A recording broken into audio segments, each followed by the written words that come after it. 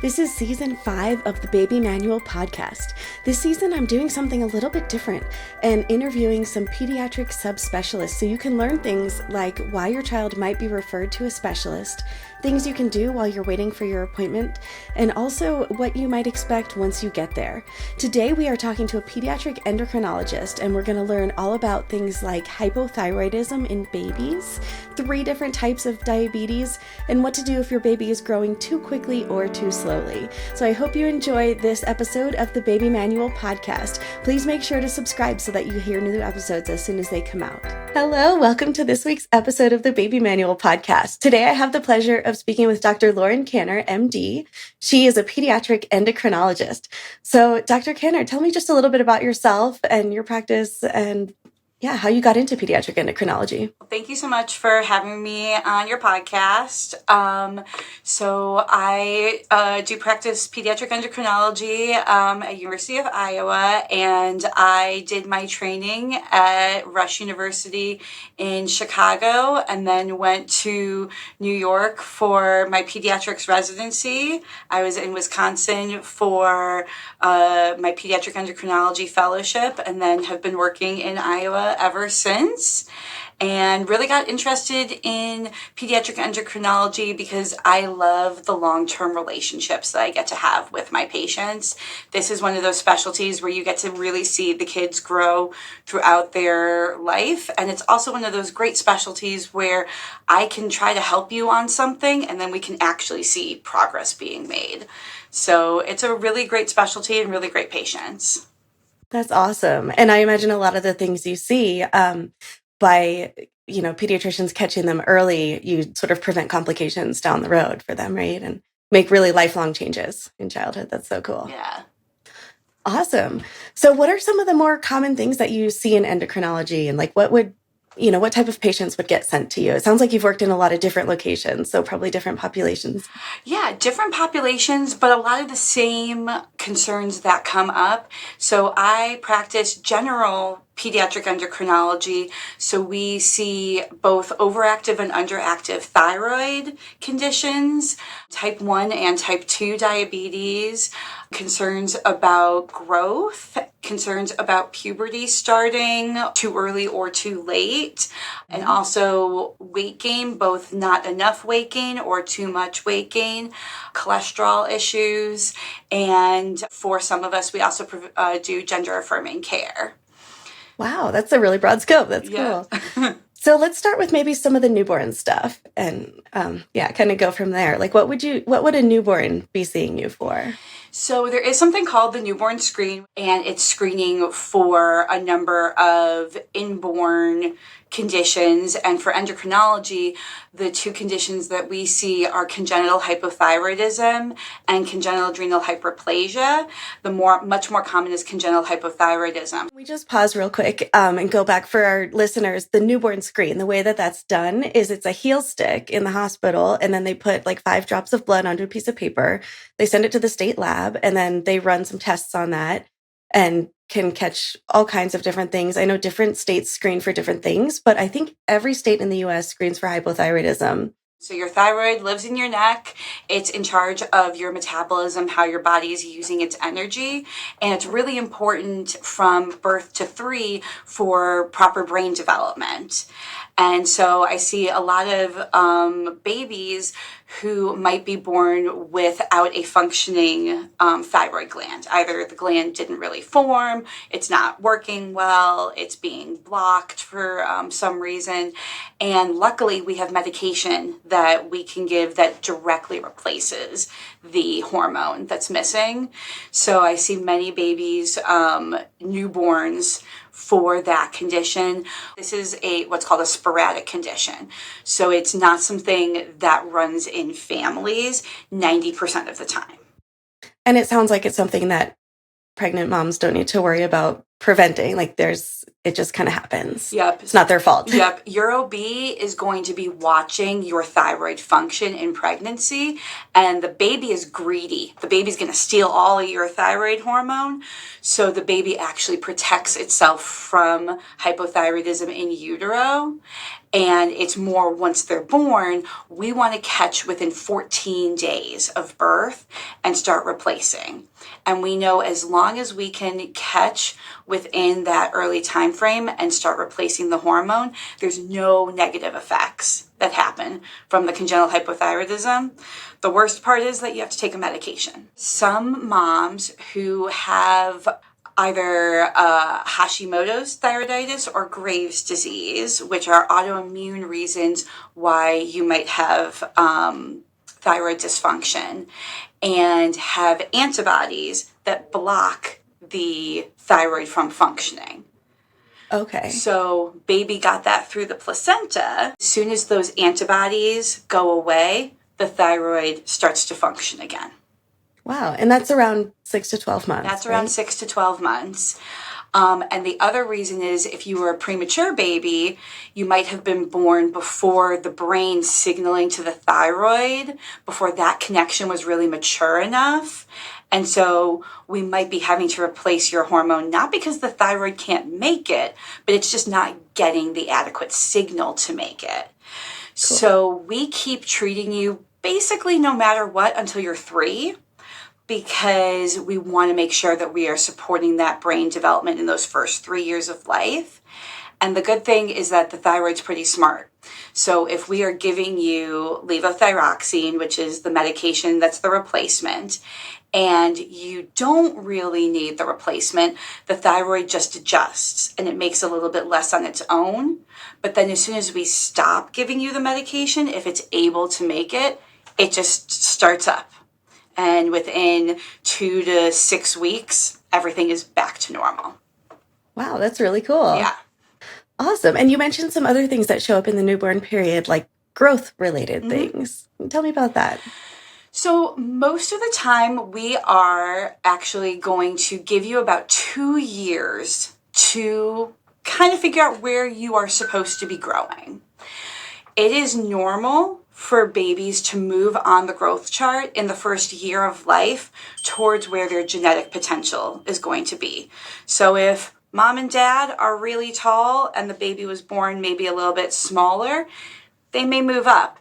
If the baby was born maybe a little bit longer, but the parents are a little bit shorter, maybe the baby's going to move down. And we're not necessarily super concerned about them at that time, but that might be a reason that parents might be concerned, or maybe their pediatric provider is concerned. So we might see them to see, well, is there something else we need to be worrying about? So if you have a baby that's kind of growing at the wrong rate, I say wrong kind of with quotes, but seems to be either growing too slowly or too quickly, what kind of testing would you do that maybe a pediatrician, or what would the pediatrician do first? And then where do you guys step in? What do you do that's different? We're going to actually check the thyroid function because that is a common condition that can slow down your growth. If the child has started eating solids, we'll check for celiac disease. And then for the older kids, once they're older than about 18 months, we can actually get an x-ray of the hand. There are 30 growth plates, 30 bones in your hand that we can look at and see how mature they are. So they can give us an idea of how well the child's growing and if they might be an early bloomer or a late bloomer for puberty. And that could be why we're seeing their growth also being different. And then what sort of interventions are there for children that are growing either too quickly or too slowly? So if you're growing too quickly, then we're really looking to see why. Is there something that is causing you to grow more quickly? Is there a genetic condition?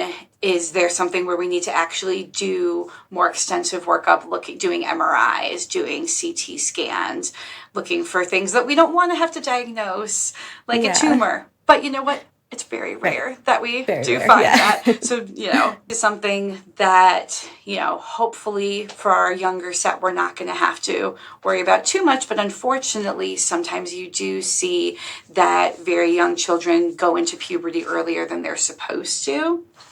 And in that case, we do the same thing with that bone age x-ray, and we get different labs that look at the puberty labs, both the brain hormones called LH and FSH that would talk to the ovaries or the testes, and then estrogen or testosterone levels to see if you're making those puberty hormones.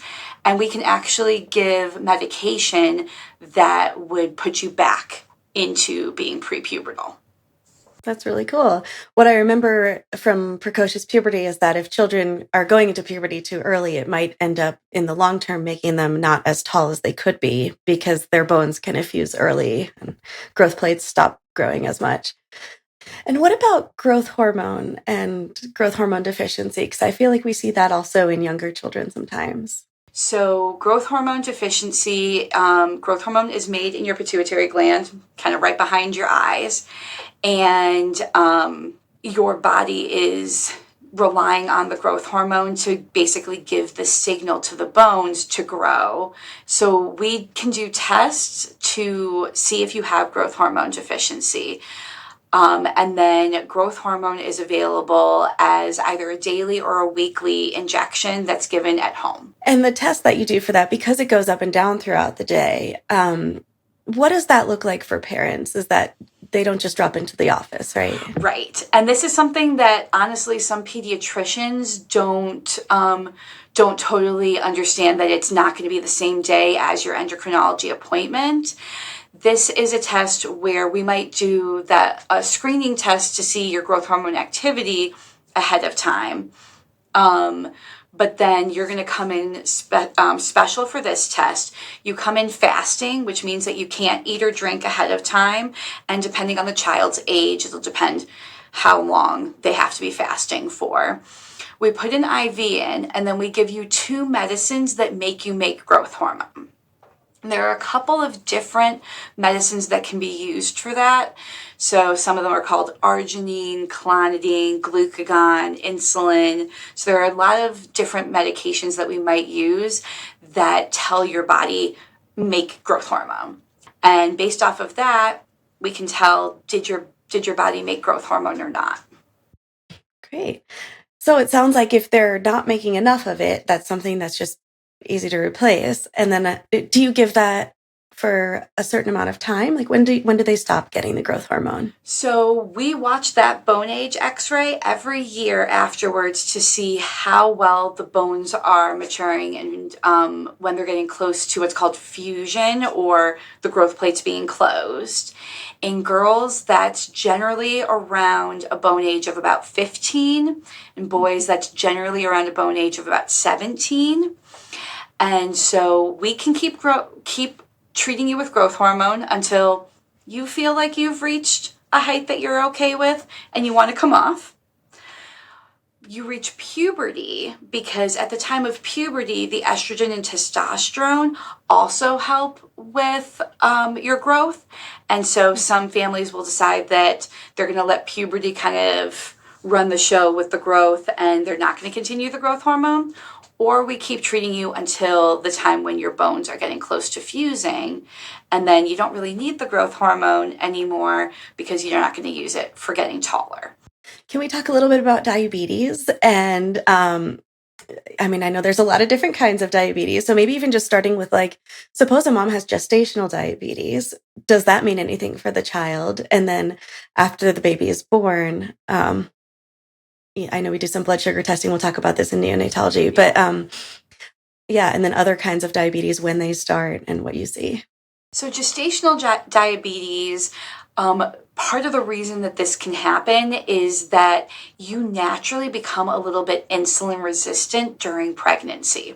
Kind of like how I was talking about how the baby steals the thyroid hormone, the baby steals the glucose as well. So some moms... And real quick, what does insulin do? And what does it mean to be resistant to insulin? So insulin is made by your pancreas. Your pancreas lives kind of near your stomach, and it makes your digestive juices, and it also makes insulin. And insulin is basically like the key that opens up the rest of the body to taking energy in. So if you are insulin sensitive, you make your one molecule of insulin, it's enough to signal to your muscles, your brain, your intestines, use the sugar that's in the blood for the energy that you need. Some people naturally are just a little bit more insulin resistant, which means that their body doesn't recognize the insulin quite as well. So the pancreas has to produce more to get that same effect. And then during times when your body's going to become more insulin resistant, like puberty and like pregnancy, then people who otherwise might have been pretty insulin sensitive might still need to make extra insulin at that time. And you get something like gestational diabetes when the pancreas isn't able to make as much extra insulin as the body wants to keep the blood sugar normal. So in that case, if the blood sugar is sitting higher, the baby is being exposed to a little bit of a higher blood sugar during that time. So it's basically getting extra nutrition.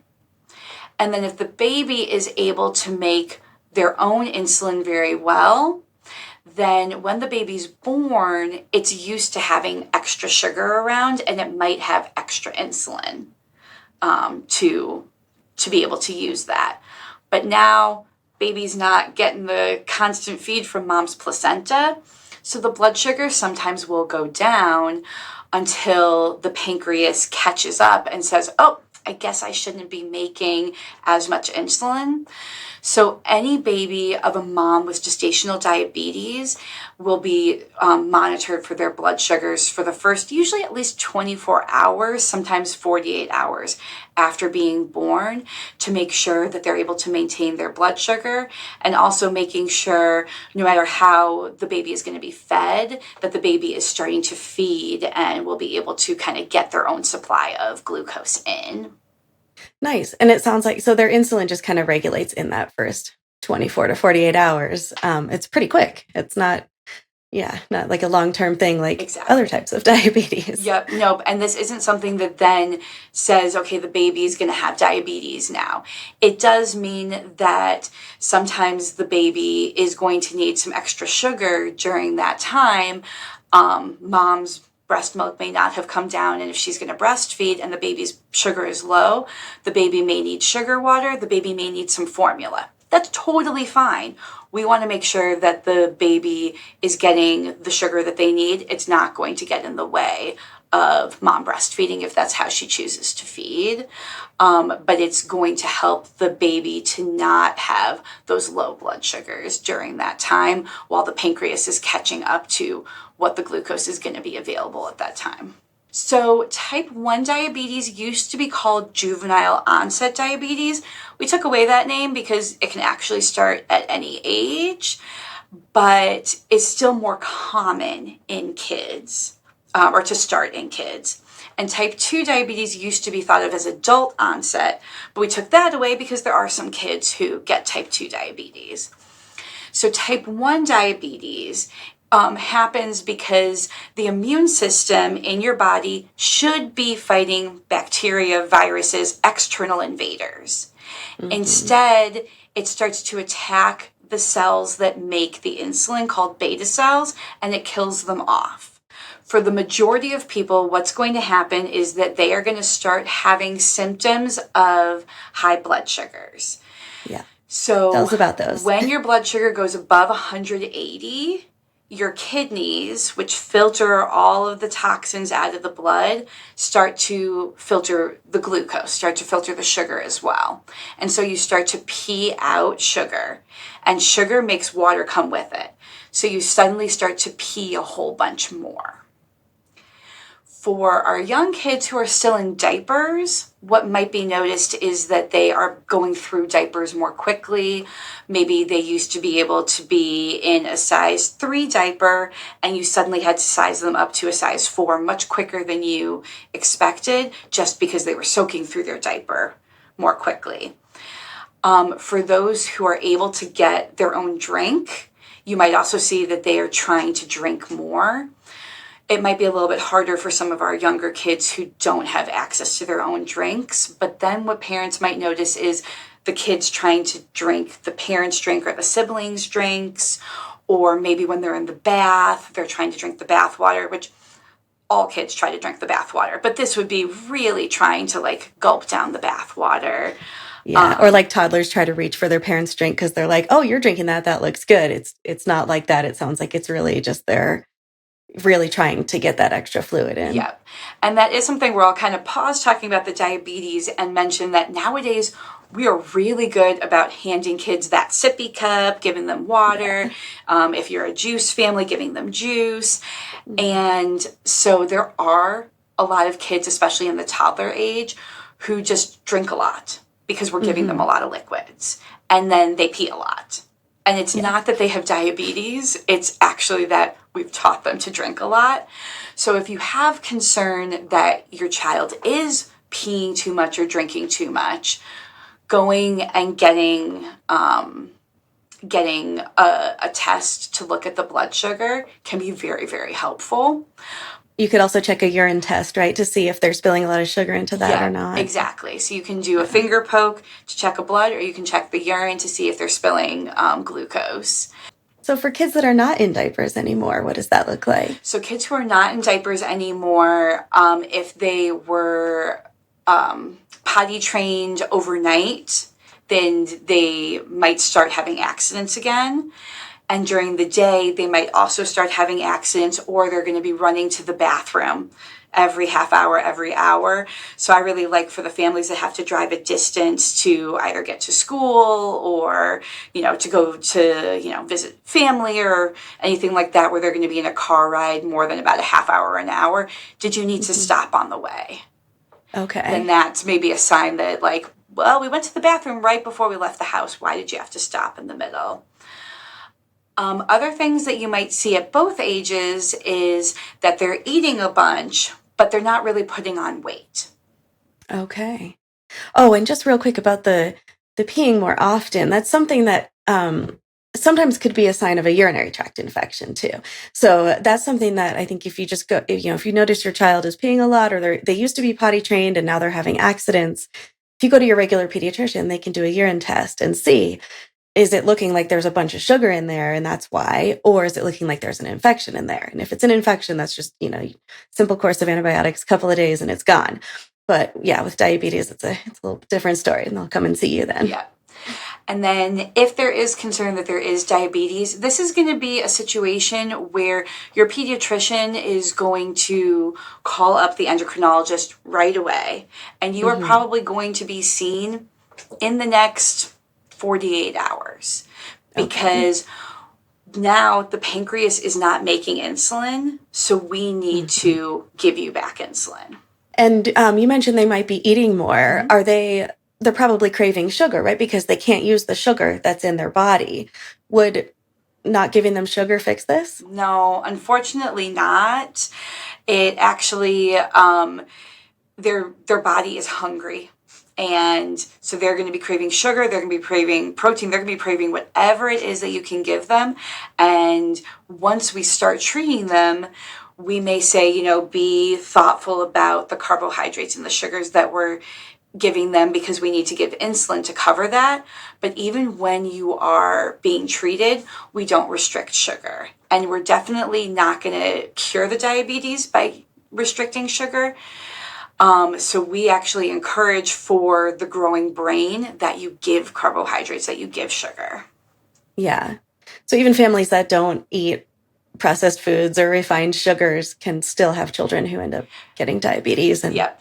Yeah, you can't just treat it with diet and exercise. No. Yeah. And that's even the difference with type 2 diabetes. So with type 2 diabetes, it's a little bit similar to what was happening with the gestational diabetes, where in that case, the body is not recognizing the insulin very well. And so we are having to help support the child with making their body a little bit more sensitive to their insulin. And that's not always with injections, right? There's, I think, pills for that. Correct. Are there liquids for children that have that type of diabetes? So the lucky thing is that you're really not going to see type 2 diabetes younger than probably 10 at the earliest. That's the youngest age that I have seen a child with type 2 diabetes, and it's generally going to be in the teenagers or older. There are occasionally going to be the more rare cases where it might be younger. So we try to teach you how to swallow pills at that point just to make it easier for treatment, but some of these are available as liquids. That's really cool. Some kids with type 2 diabetes, we do start on insulin, mostly because we're trying to keep that pancreas from working quite as hard while we're starting up these other medications. So it just doesn't run out of steam and keeps working longer. The unfortunate thing is that if you get type 2 diabetes as a child, you already had a pancreas that couldn't keep up very well, so it might need extra support. Yeah. Are there anything that, so I know that type 2 diabetes tends to run in families. Are there things that parents can do to help their children not develop that? So this is where diet and exercise really does come into play, because anything that is making the pancreas make more insulin at one time is going to put a little bit of extra strain on it. Yeah. So some of the sugar-sweetened drinks and the very sugar or carbohydrate-rich foods, they're not off limits. One of the rules I really like is the 90-10 rule. 90% of the time, we want you to be more cautious about how much of these sugar-sweetened liquids you're giving. But 10% of the time, it's okay. If you're at a birthday party and they're going to have a treat, that's totally fine. But what families can do is try to stick to some of the rules that their pediatrician might be giving them, especially about things like juices, where we try to limit to 4 ounces of juice a day or less, because juice is very, very concentrated sugar. There's not a lot of other nutrition in juice. Yeah. So limiting that, teaching kids to really like water and drink water. I'm okay with occasionally flavoring the water if that's what the families want, but pure water, if you can teach your child to like pure water, it's going to be best. So I think it's come out recently too that sugar substitutes are also like not the answer, right, for children. So having, say, like diet soda instead of regular soda, it seems that also spikes the insulin because it makes your body think that you're getting sugar. Is that right? That's correct. Okay. And so for my patients who already have diabetes, if they're going to be having a soda, they're the ones that I say, go ahead, have a diet soda, because we don't want to put that extra strain. We don't want to have that extra spike in your blood sugar. Okay. But otherwise, avoiding soda as much as we can. And then if you're going to have that special treat, knowing that you're going to be spiking no matter what, to an extent. Does that also include the more kind of naturally derived alternative sugars like stevia, monk fruit? So that still is giving that sweet flavor to the body. And so you still do have that effect. That's what I thought. Yeah. It's, some of these, it depends what we need to use it for. So sometimes using them is better than other times. The other thing that some families think is it's better for me to give honey or agave compared to sugar. It's all sugar. It's all sugar. It's all sugar. Yeah. That makes sense. And then for foods, You were going to say something. Yeah, so, I have my own toddlers, and I know that some of like crackers and easy snacks like that, again, okay to have in moderation, but those would be other foods that tend to be a little bit harder for the pancreas because you have to make extra insulin for that. Keeping kids physically active, so getting less than 2 hours of screen time a day, and then at least 1 hour of physical activity a day. And I had another person say that they didn't like the word physical activity. They called it joyful movement. You need an hour of joyful movement a day. Yeah, I tell parents an hour of playing outside. Yep, exactly. Yeah. And that's the thing is a lot of times families will think, well, it has to be an organized sport. No, and especially for our like under 5-year-old kids. Right, we're not sending them to the gym to lift weights. Yeah. It's like go play on the playground, run around, get dirty, play in the mud. I'm happy with that. Just be active. And for those rainy days or those snowy days, putting on some music in the house and dancing around, anything that gets them up and moving.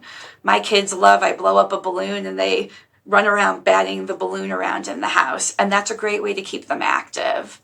And then the 0 of the 5210 is 0 sugar-sweetened drinks a day. So, trying to really learn to love your water is the big thing. Love water. Yeah.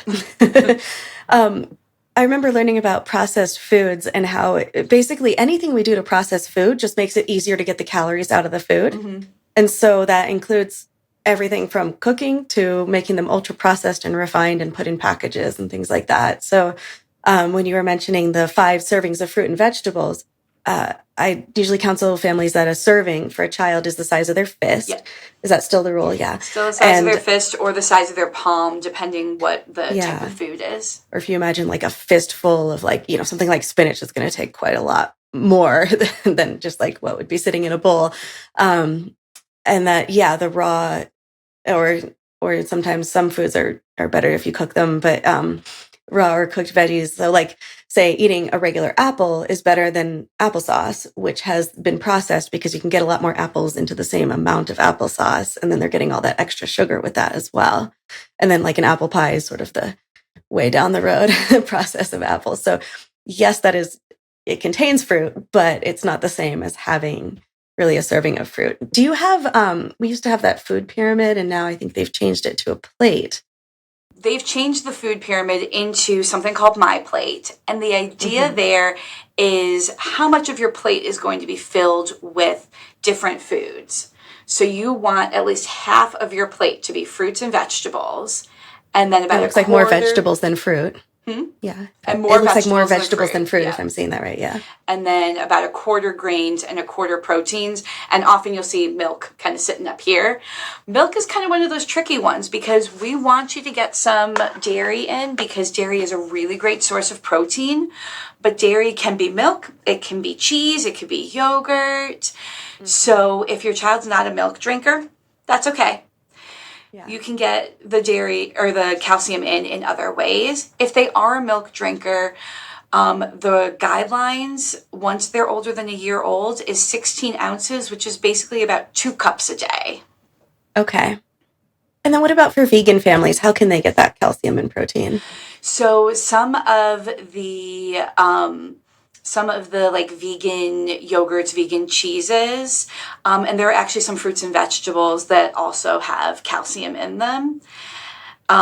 It's much better if we can get the calcium in with food than having to go with something like a multivitamin. But that is also the case with some vegan families where if they really are having trouble getting their child to get calcium, that a children's multivitamin may be able to provide that as well. But a lot of vegan foods are actually supplemented with calcium. That's great. And then how do you feel about other types of milk, like soy milk or almond milk or coconut milk? If your child wants milk and they're going to drink the non-dairy milk, that's totally fine. The way that I counsel a lot of families is that it's not necessary. Okay, yeah. And I know around a year of age, we usually tell families they can, transition from formula to milk, or if they're breastfeeding, now we have new guidelines in the US that we recommend breastfeeding up till age 2. And I know around the world, they sometimes do it even longer. But it used to be at 1, and then we would say switch them over to cow's milk. And now that's not recommended as much, it seems. And the families that worry that their kid isn't that they were supposed to be drinking milk and they're, say there's some children that don't like milk, or I see a lot of kids get really constipated when they start drinking milk or have diarrhea from it. Like one way or the other, it can cause a lot of GI upset. So for those families, we usually just tell them like it's okay for them to have water. You don't have to replace milk with fake milk at a year of age, right? And the idea with the recommendations to have the milk at a year of age really has to do with a lot of the healthy fats that you still get from the milk for brain development. And so just making sure your child's getting in healthy fats from other sources, avocados, nuts, making sure that you're getting it through those other sources. Nice. And can you just tell us like a couple of fruits and vegetables that you recommend that have calcium in them? I usually say broccoli and spinach, and then the other ones that I would go with would be like if you like turnips and kale, and then figs is a fruit that is naturally high in calcium. So anything that's kind of green has good iron, has good calcium in it. And then kind of going back to for the vegans, soy actually has some calcium in it as well. So depending how much soy products you're having, you have to balance the soy and how much you're going to take in, but those are rich in calcium as well. Can we talk a little bit about sort of normal weight gain patterns as children grow? I know they, for the first year of life, we say they usually double their birth weight by around 4 months, between 4 and 6 months. And then around a year of life, they've pretty much tripled their birth weight, usually. What happens after that? I just do newborns. It's been a really long time. Yeah. So we expect that you are going to continue to have a little bit more rapid weight gain up until about 3 to 4 years of life. And then I like to tell my patients that their child just kind of starts to stretch. Yes. And it is normal to be able to see your child's rib cage when they are in that like late preschool, early elementary age. It's not necessarily a problem if you can't, but there are a lot of parents who are getting concerned that their child's not getting in the nutrients that they need because they look so skinny and they can see their rib cage. That's actually normal. They're becoming more ambulatory, which means they're walking more, they're moving more, and their appetite is also going to be changing around that age. Any parents out there with the toddler preschool age, those children have a lot of agency and they're telling you what they want. Yeah. So we expect that the child is going to continue to have a little bit more rapid weight gain and then slow down a little bit of their eating and slow down their weight gain, starting by about 4 all the way through until getting closer to puberty time. But I expect them to continue to gain maybe about 5 pounds per inch. Some children who really have like food aversions or anxiety around eating food might even just start with like having it there and letting them look at it. And then maybe they'll like poke it. And then maybe they want to squish it or finger paint with it or, throw it on the ground and see what happens kind of a thing, and not necessarily put it in their mouth, because some children I think can develop a lot of anxiety about like being forced to try things that they think are gross. But I know like with my kids, I'll sometimes suggest like, maybe you just want to like smell it or touch it and you don't necessarily have to eat it. Especially if I think it's something they're really going to like. Yeah. And role modeling is huge. If parents are doing it, or I have a 7-year-old and a 3-year-old, if the 7-year-old eats it, you bet the 3-year-old is going to eat it. Yeah. Especially if they look like they're enjoying it, right? Or if you look like you're enjoying that. Yeah.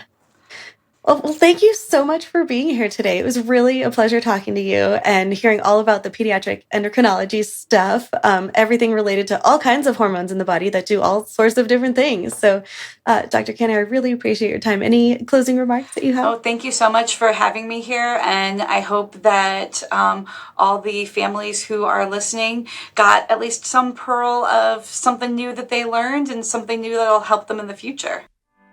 Thank you for tuning in.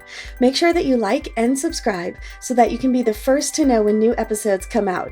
Also, you can check out the first 4 seasons of the Baby Manual podcast on your favorite podcasting platform, or check out my YouTube channel for lots of videos and shorts that will help you feel empowered as a new parent as I answer all of the common questions that tend to come up in the first couple of years of life.